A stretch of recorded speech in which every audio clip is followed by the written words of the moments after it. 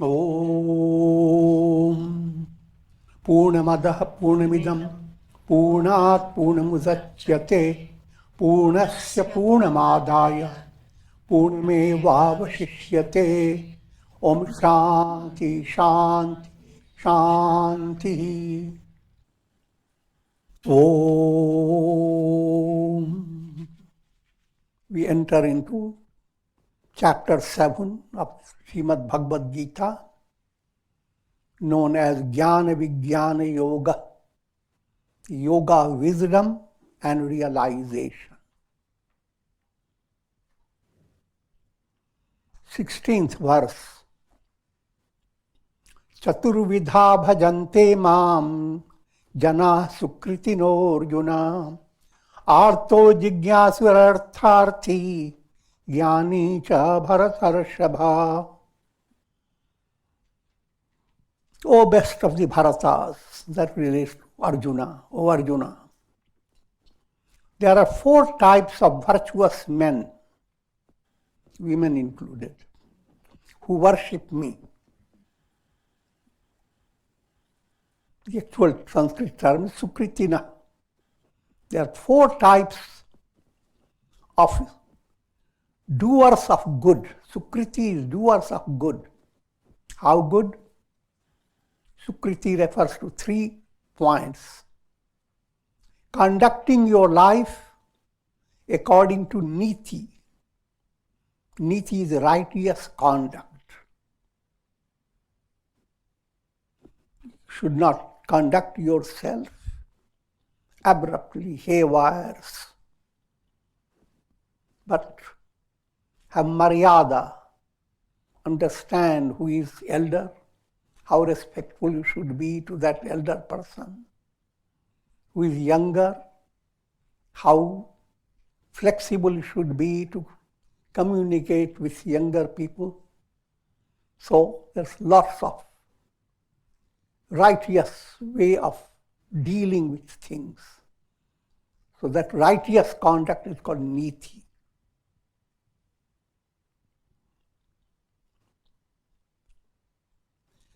Next, conduct should be leading to virtue, virtuous karmas, punya karmas, not pap karmas. Punya karmas, karmas that are virtuous. Pap karmas, karmas, actions that are led by your anger, greed, hate. Sinful karmas. No sinful karmas, virtuous karmas. And following the path of dharma. Niti, punya and dharma.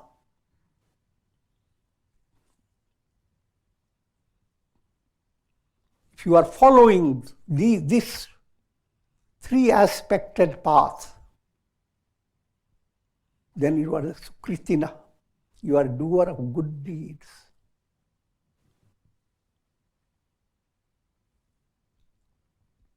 Otherwise, you will be duskritina, doer of negative deeds. So among doer of good deeds,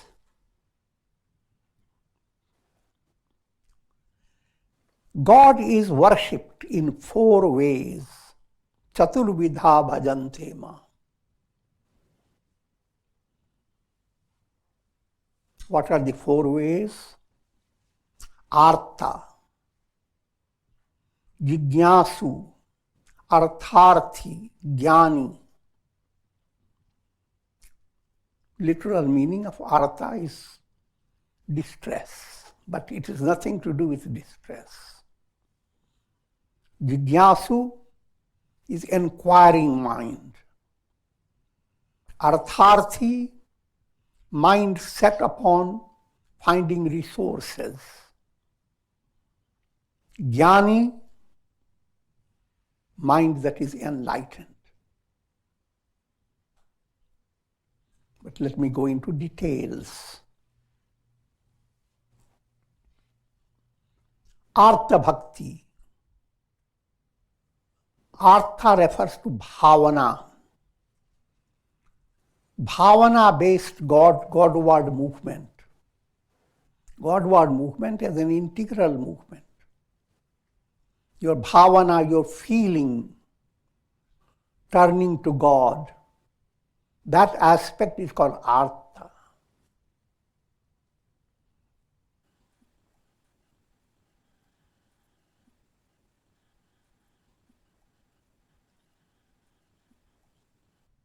What are the characteristics of Artha? When bhavana feeling becomes dominant in your personality,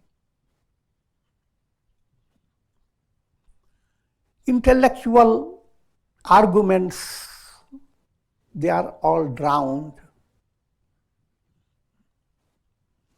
Tears begins to spill out of your eyes when you think of God.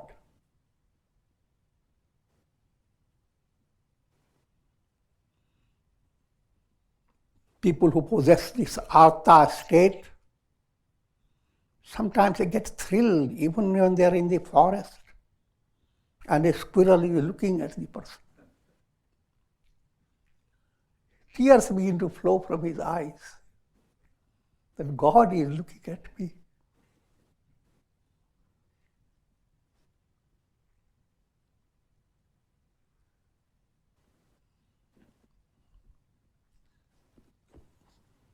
Singing divine kirtan, listening to God's glory, all these begin to melt the heart.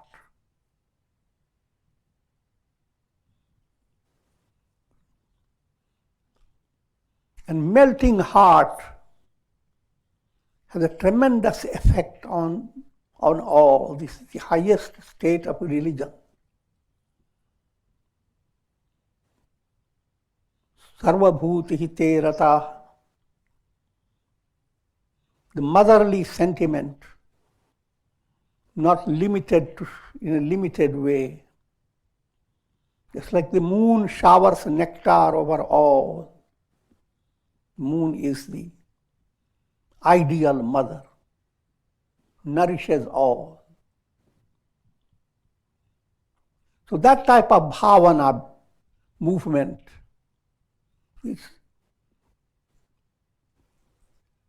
is Arta Bhakti. The increasing sense of sweet delight as your feeling becomes increasingly purified. And your whole body comes under the influence of a type of nature. Prakriti in you allows the role of Shubha Bhavana, pure Bhavana. In other words, you get horripilation, romanch. And good feeling comes so much in your heart that you begin to choke. You can't express it. So all these are Artha aspect of bhakti devotion.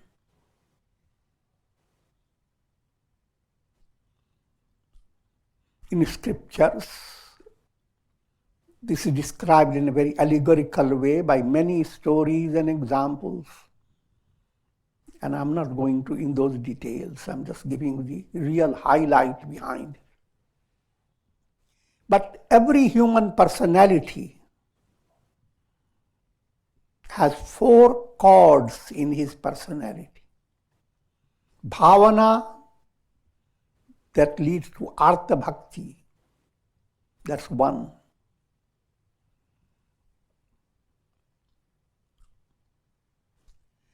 Vichar, inquiring mind. That's another.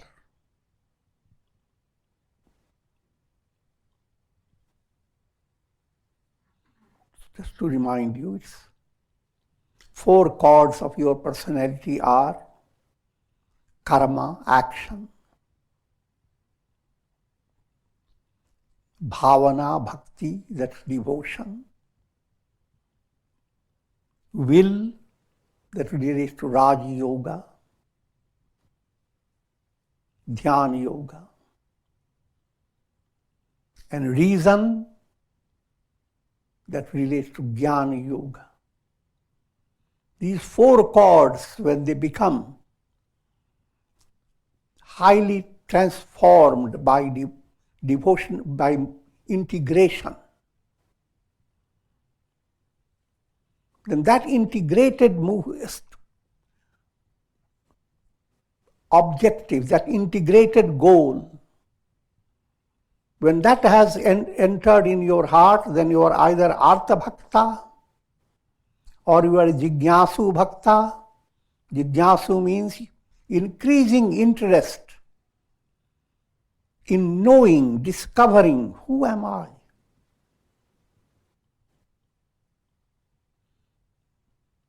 Just like people, when they come to realize there is something very precious, someone informs you that in your house your forefathers have buried something, a treasure.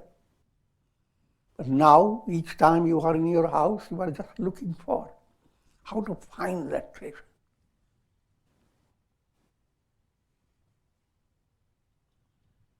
That's again allegorical point, but the idea here is you are inspired when you begin to reflect upon who am I. Normally, study scriptures, and scripture begin to tell you, you are not the body, you are not the mind, you are not the intellect. But behind all this not, there is not much inspiration.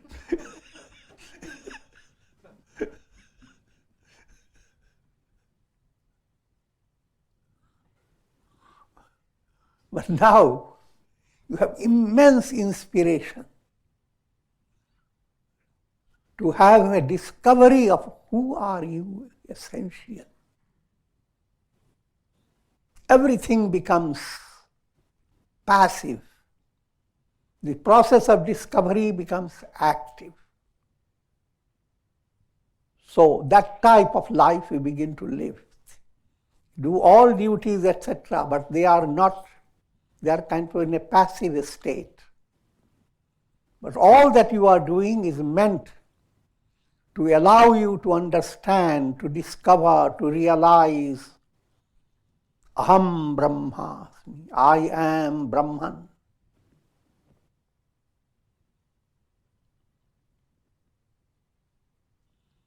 This described in his language of Tulsidas, Jnana Path Kripan Ki Dhara.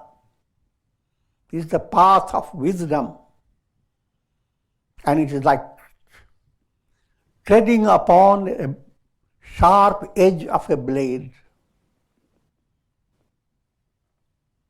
In other words, this type of inquiry doesn't allow you to slip.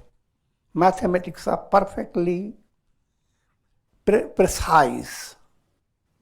2 plus 2 will be always 4.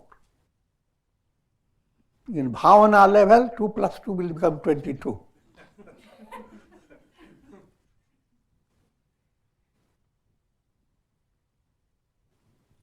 But in jnana highlighted movement,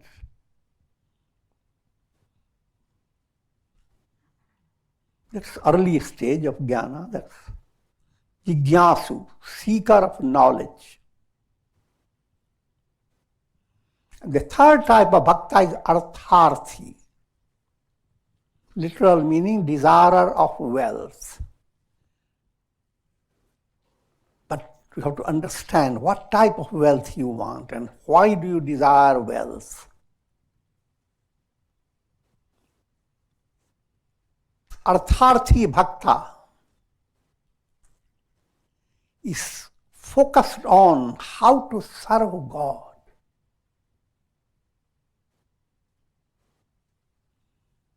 serve God in humanity. Serve God in all names and forms. How to serve? This is a path that is seva pradhan. Serving God in all. That's the highlight of this path.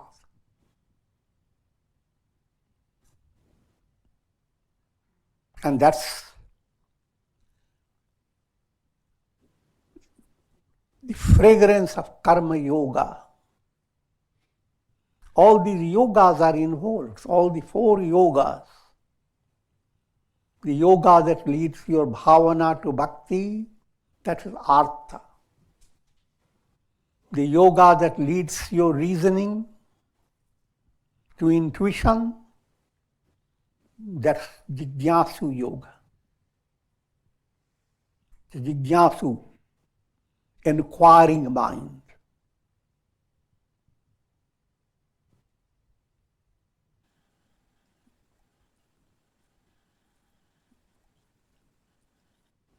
And the yoga that allows you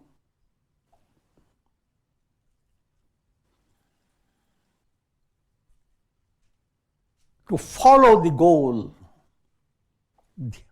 meditation predominating. That's implied in this.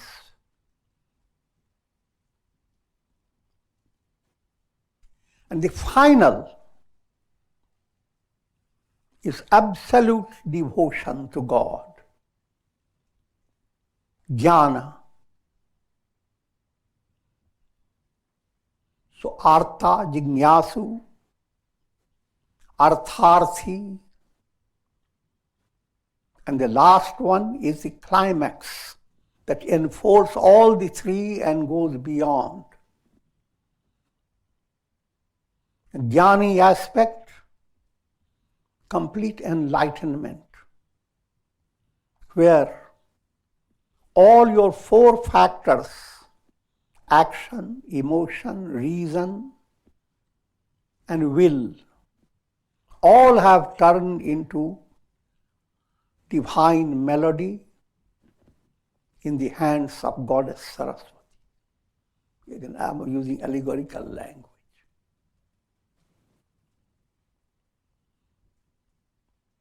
In your personality, you have developed all these 4. Karma-based movement, Artharthi. Bhakti-based movement, Arta. Jijnasu-based movement, it includes the will aspect of your mind. And absolute realization, that's jnana. Every individual, as progresses, all these 4 bhaktis, 4 aspects enter the personality. But all the 4 are not highlighted in every person. Some sages have more Arta in them. Some have more Jijnasu, inquiring mind. But even though you see a sage involved in giving all mathematical precision of scriptural knowledge, yet the heart has a different level, Artha. Think of Shankaracharya. He gave most precise commentary of scriptural philosophy, all highly intellectual. But at the same time, when he looked at Ganges river, he offered prayers that can bring tears in your eyes. So much bhakti. But bhakti is not brought out in their daily expression. So different sages, they bring out one of the 4 in their personality. But the other three are always there in them. Bhakti Pradhan, Arta. Jnana Pradhan, Jijnasu. Seva Pradhan, Artharthi. And absolute perfection in devotion is same as perfection in wisdom. Jnana and Bhakti, the highest state, both are one and the same. Para Bhakti, Param Jnana, both are identical. With this 17th verse, Tesham Jnani Nitya Yukta Ek Bhaktir Vishishyate Priyo Hi Jnani Nyotyartham Aham Sacha Mama Priya.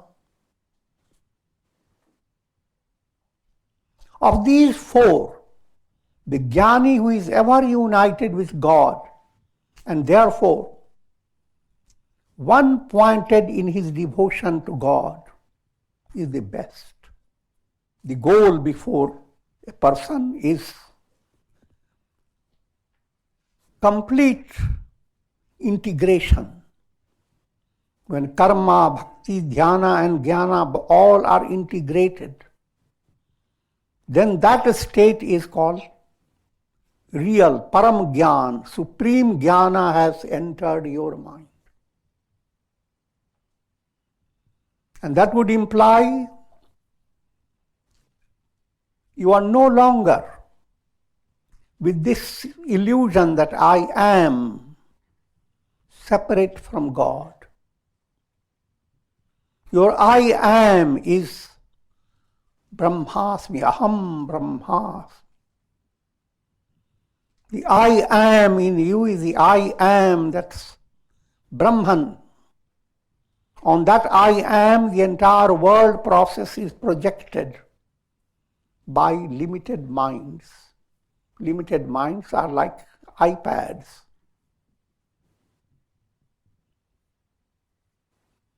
Operations of limited minds are like projections of cinema show. But behind all projections, the screen is the reality, that Brahman. Brahma Satyam Jagan Mithya. That Brahman, I am, that am I. Aham Brahmasmi. That is the highest state of jnana, highest state of bhakti. Because in that state, you have discovered the object of infinite love. That object is God.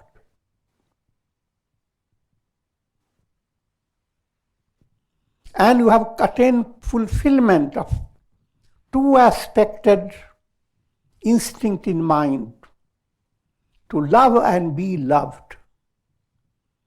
Here you become dear to God. And God becomes supremely dear to you. It's allegorical language. You and God become absolutely one and the same. It's a statement of Saint Tulsidas. Yah vichari pidita mohi bhajahi, payehu jnana bhagati nahi tajahi. Even those who have attained jnana, but having deep understanding that jnana is never perfect unless there is bhakti, devotion. So in spite of fulfillment in your jnana movement, never give up bhakti, devotion.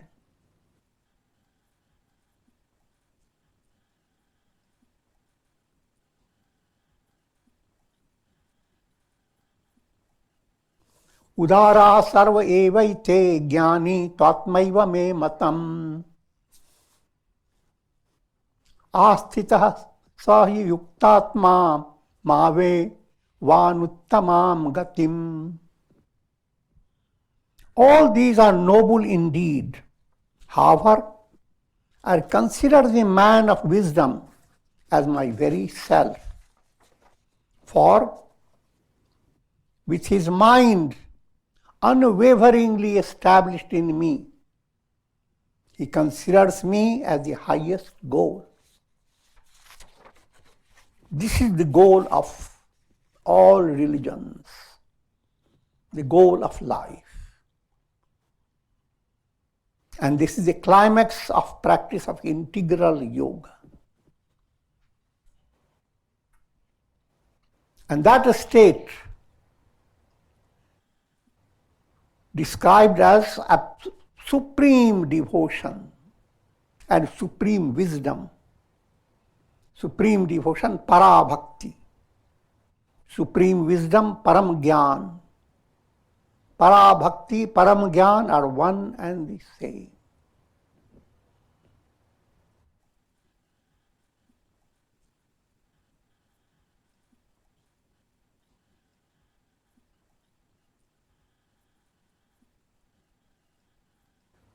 Bahunam janmanamantam jnanavan mam prapadyate vasudevah sarvamiti samahatma sudurlabha. After many lives of progressive spiritual evolution, one acquires this state wisdom and worships me with the vision Vasudeva, Krishna or Brahman alone is all that exists. Vasudeva, Devam Sarvam Iti. All this is Vasudeva. All this is Rama. All this is Brahman.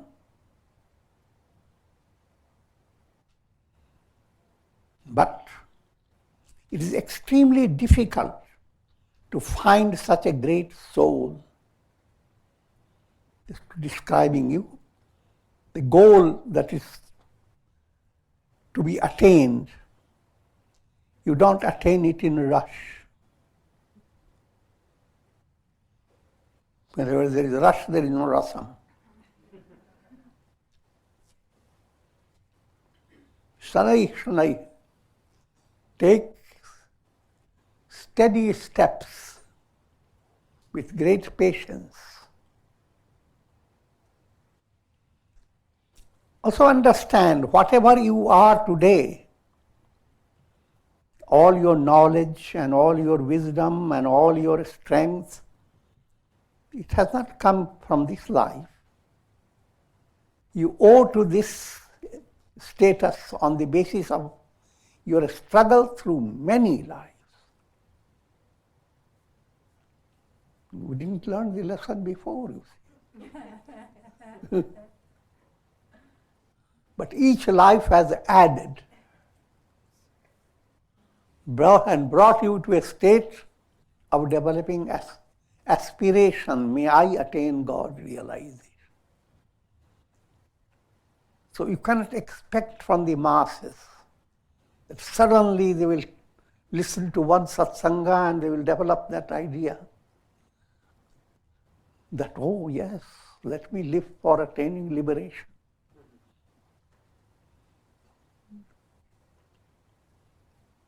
Again, you have to understand, if they do so, there is no harm in it. Rather, it is wonderful, commendable.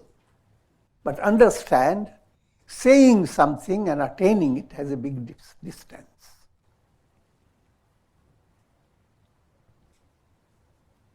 So after many lives of progressive spiritual evolution, in Buddha's story, Jataka tells, Buddha himself tells, that he attained that state of Buddhahood through many lives.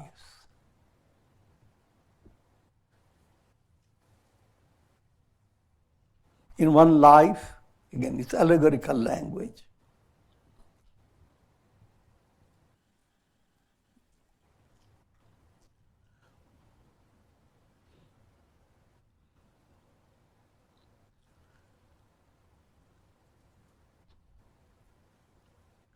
In one life he was a mighty animal,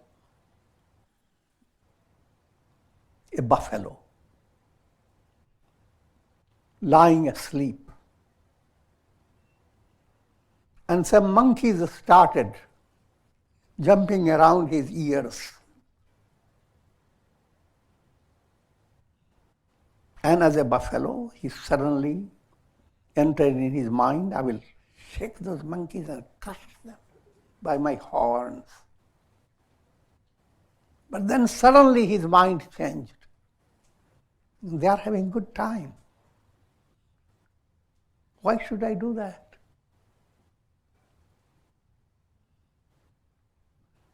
So the same situation ended up bringing in his mind the strength of kindness, compassion. And so, through many embodiments, he went on perfecting himself until he came to Buddhahood. But this story doesn't apply just to Buddha, to every soul. Vasudeva Sarvamiti. All this is Brahman. That enlightened type of personality is counted few. Samahatma Sudurlabha. Very difficult to find. Kamaistairahir sagyana prapadyantenya devata tam niyamasthaya prakritya niyata swaya.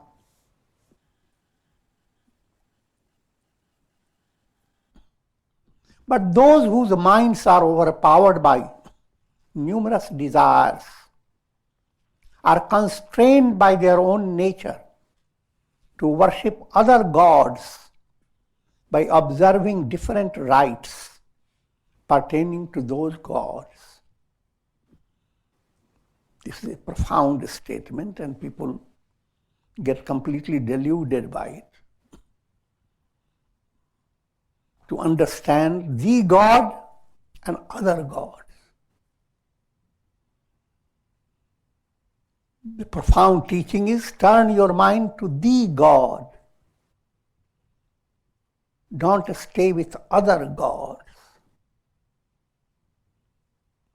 But what's the difference between the God and other gods? Suppose your Ishtadevata is Rama. And you are worshipping Rama for passing an examination. And so therefore you find from your priest what type of mantra you must recite. And you secure the result of the mantra.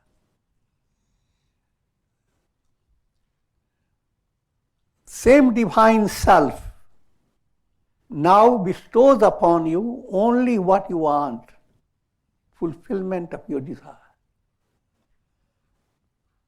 You did not worship the divine self in fullness.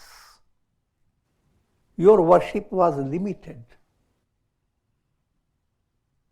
In your mind you built up other God.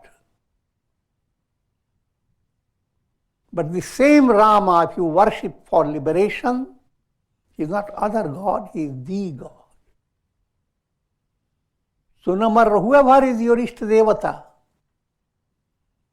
Saraswati Devi, Lakshmi Devi, Ganesha, Hanuman, in every worship you can have two stages. You worship the God, the Hanuman is absolute Brahman. Then you are led to liberation. Or worship the Hanuman who will help me to have a successful journey. The airplane will not have any trouble. I'm joking. Now you are worshipping other God. Now, what confusion arises? people reading this say, look, Krishna said you have to worship him only. If you worship Rama, is other god. Krishna, if you worship Shiva, that's other god. But that's completely wrong. It's perverted knowledge. No matter whoever is your Ishtadevata, depending on your mental attitude, your Ishtadevata may be adored by you only in the aspect of other god. As well, you have the choice to worship as the God. As long as your expectation from God is worldly objectives, you are worshipper of other God.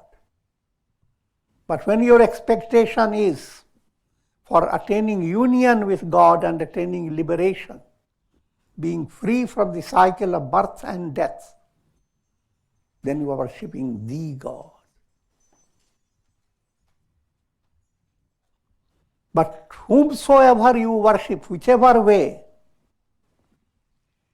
it is the God that grants you your limited expectations to be fulfilled. The God gives you.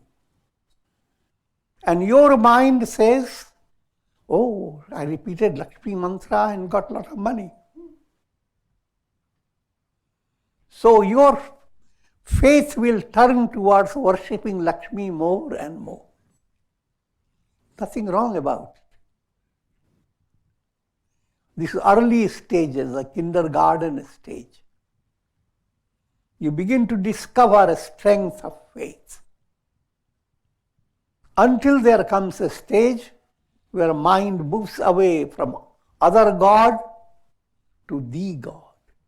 And even while you are expecting little things from God, your other gods are not restricting you from your devotion to the God. This point has to be reflected upon, and with this I am concluding for today.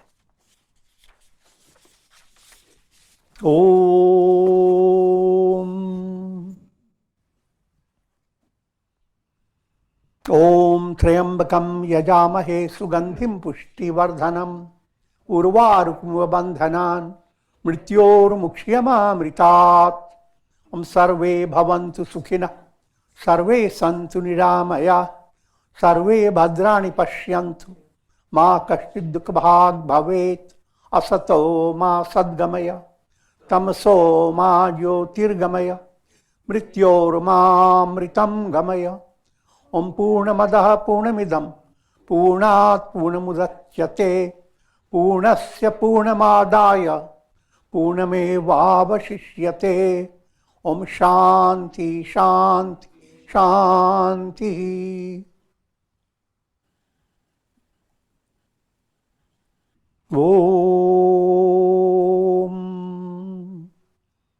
Om Shri Krishnaya Namah. Om Namo Bhagavate Vasudevaya. Hari Om Tat Sat.